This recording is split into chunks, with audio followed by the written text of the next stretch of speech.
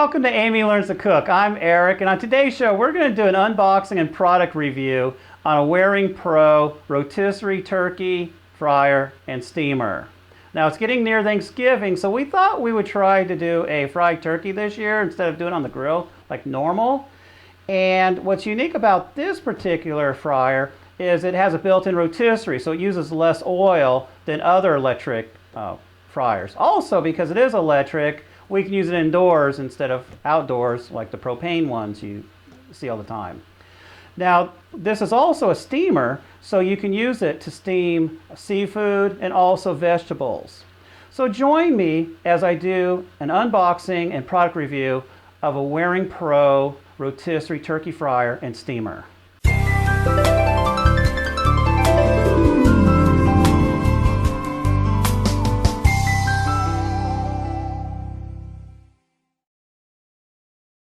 Before we unbox it, we're just going to go ahead and cover some of the key highlights that are on the outside of the box. So for example, you see with this being a rotisserie feature, the turkey is actually out of the oil part of the way as it rotates around, and that's what helps it use 1/3 less because it's not fully immersed all the time. This is rated at 2.5 gallons of oil, where most use more than that.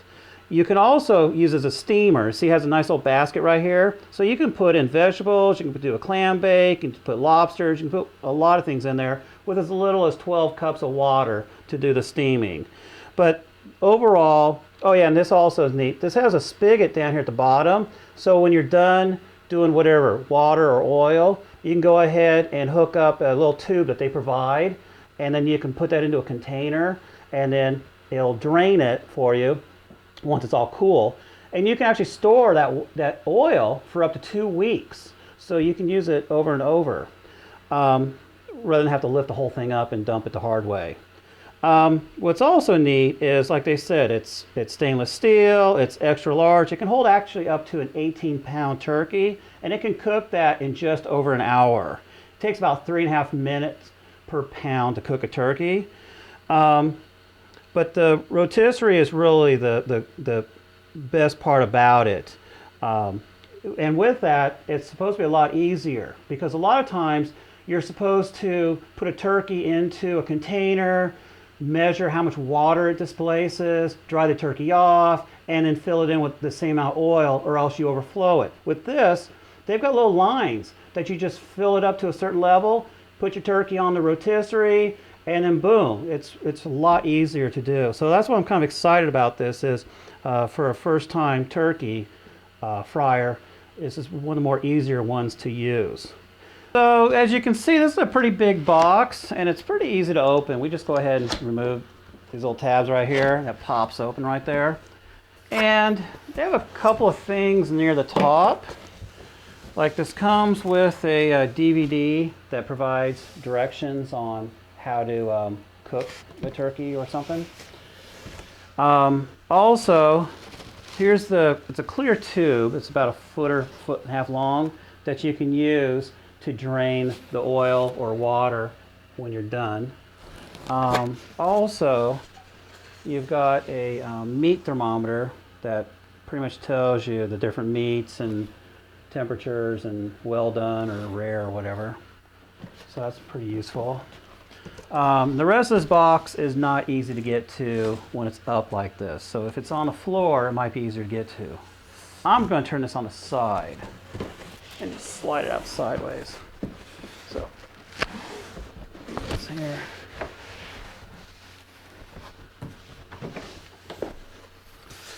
So, what's neat about this is we saw this on sale in the clearance rack back in June. So we've had this thing for almost 5 months, and I've been wanting to use it, but just never got around to cooking any turkeys in that time. Wait, go ahead, get the box out of the way. So we'll take these off. Take those off. So it's all wrapped in plastic, which is nice. Keeps things from scratching and falling apart, right? And of that. So now let me go ahead and turn around so you can see it. I don't want to say this thing is terribly heavy. It might weigh 10 or 15 pounds. It's just that it's kind of bulky.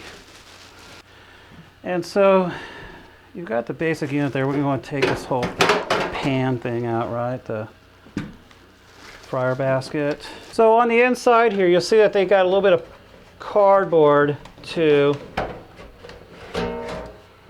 help keep the immersion elements from hitting the bottom there.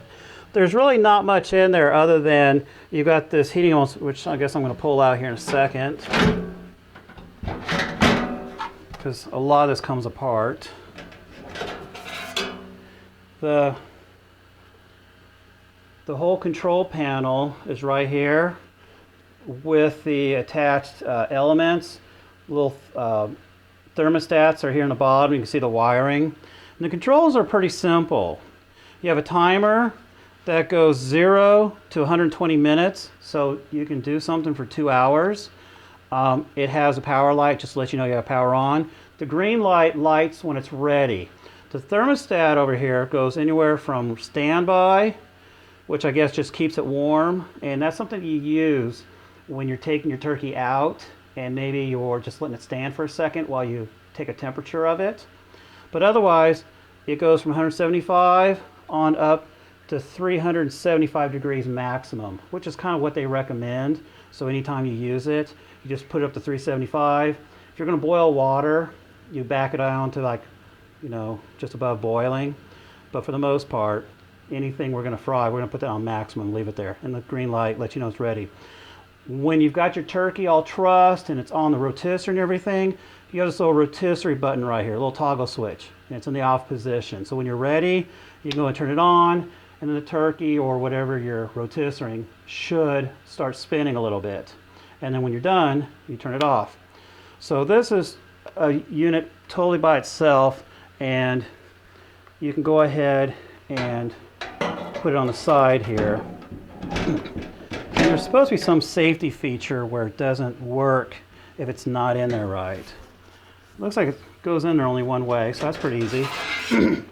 So we're going to go put him off to the side for a second. Next, what I'd like to do is this tub comes out. So on the inside, the couple of things to note is you have a minimum line, and then about an inch above it, a maximum line. So what makes it kind of easy is you just put in a couple of gallons of oil, 2.5 is what they recommend, to the max. And then we can do the whole rotisserie thing, get your turkey on there. So we don't really have to worry about overfilling and having oil make a mess or catch on fire. Doesn't really appear to be anything else in here other than these little V grooves, which is where we're going to put the rotisserie spit. So once you got the turkey all trussed and hooked up and everything, you just lower it on here. And right here you see what looks like a little motor gear. So that's probably what this thing here is doing, is this is the motor that drives that. So that's probably what's going to keep you from putting this in the dishwasher. So you're going to have to wash this by hand. But at least it comes out of this guy, which there's obviously no need to throw him in the dishwasher or anything. This is just the outer container, right? It's got a couple of handles, one on one side, one on this other side, so you can carry it. And then it just has a little bit of a plastic door on the side there. That is what allows you to get access to this spigot here. So when you're done with either your water or your oil and everything's cooled, you can just go ahead and open up the spigot, and then it's supposed to go out, and then when you're all done you can close it down. So it goes back in like this. Solid or hydrogenated oils, they don't want you using olive oil, grapeseed oil, shortening, or lard in this deep fryer. Do not mix oils because you might have different smoking points for the oils. They want you to use a good quality vegetable oil. You can probably use peanut oil, everybody does, right? But they just say use a good quality vegetable oil that has a smoke point 400 or higher. And that's because this thing can go up to 375. So that's your warnings. This here is your lid. So obviously, when you're getting your oil in here for your turkey, and while you're trussing it and getting it all prepared to go on here, you can put the lid on to help the oil warm up quicker. And then obviously you have the lid on there during the cooking time as well. I'm just gonna set that down here. The basket and rotisserie here. Got a bunch of plastic, have a little bit of cardboard. Okay, this is the rotisserie part of it. On the rotisserie, and I'm just going to show you a close-up of it right here, and this is the two parts of it. So what happens is when you have your turkey or whatever else you're going to fry in here with the rotisserie, is you just push this through the main part of the bird and you split the breasts, and then as it comes out the other side, that's when you have this other part, and then you just go ahead and put it on here. And after getting the bird all trussed and everything, you can go ahead and put this into the basket. I'll show you that in a second. This is the basket itself, which you can use with the rotisserie to do the bird, or you can use it by itself and do steaming of vegetables or seafood. It also comes with a little bit of twine that can be useful to truss the turkey. It comes with the power cord that plugs into the back of the unit. It's not that long of a cord. And then obviously the basket have some instructions here. Manual. And then this has, I thought this thing said it had a 5-year warranty. It doesn't say it on here. They just want you to register it. But I thought I read somewhere it's a 5-year warranty. And now this is an interesting part on here, and I'm going to have to probably put this into the main unit to show you. The concern you might have is what's going to keep you from just dropping this into the oil, or water wouldn't really do it because you're steaming, but oil and having an issue, right? We got a big handle. We have a piece of metal right here as part of the handle, and we also have one over here. This is what allows you to have the bird or whatever you were deep frying, and you can let it rest and drip all the oil back in there. You can take your temperature of your turkey in this position as well. But say you just truss the turkey, you've got the rotisserie all hooked up, and you want to lower it. You got to squeeze the handle, which moves this metal inward, and now you can slowly lower it in there, right? And now it's in there, and it can do its all cooking and stuff. And then when you're done, you just lift it up, but you can't because you got to squeeze this handle again. So you lift it up, and they've got these, let me show you here. On the inside, if you can see it, you got these little lips right here, which is where you can catch this. So you can set this at different heights in there. So you can lift it up a little bit more, or you can bring it up fully where it's totally resting on the lid, on the lip of this thing on the outside. And then when you're done, you just take it out. The only thing I just want to show you real quick about the rotisserie part here, and when we do the review later with a real turkey, it'll be more obvious. But right here, you have this little V, looks almost like a U groove on both sides of the basket. So you just go ahead and put this thing through that. So you just got this gear on one side, and what you're supposed to do is once you got your turkey or whatever you're going to be frying, just rotate it around and make sure it doesn't bind on the side of the basket.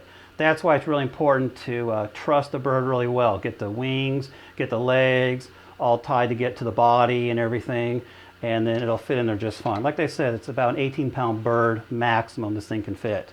And then when you're all done, you put it so that way the gear side goes into this big thing over here, where the immersion part is, and put it in there. And then at that point, you can just squeeze the handles down on each. Thing lowers, it goes in there, and at that point it's good. And then it's not going to rotate anymore because it's now hooked up to the motor and everything. So at that point we're good, and you would just flip the switch with the rotisserie switch right here, and then it should start spinning. Please watch our other videos to see how we fried the turkey, some onion rings, French fries, and also how we steamed some corn on the cob.